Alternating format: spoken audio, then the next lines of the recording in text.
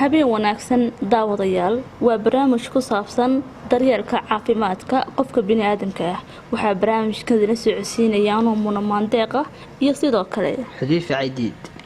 haddaba barnaamijkan waxa weeye 9 qodob oo aan kaga hadlayno caafimaadka bini'aadamka qodobka koowaad ma daryeelaysaa maskaxdaada seexo 8 saac habeenkii ma daryeelaysaa calooshaada ka fogow cuntooyinka qabow ma daryeelaysaa beerkaaga ha cunin cunnooyinka subaga ku badan yahay ma daryeelaysaa xiidmahaaga ama mindhiradaada ka fogow cunnooyinka sida hamburgerka baradhada lagu shiilay saliidda ku bedelo qudaar fitamiin leh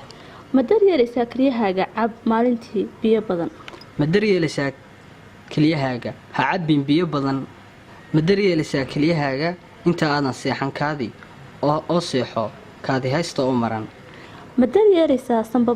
sanbabadaada ha cabin sigaarku wuxuu keenaa kansarka sanbabada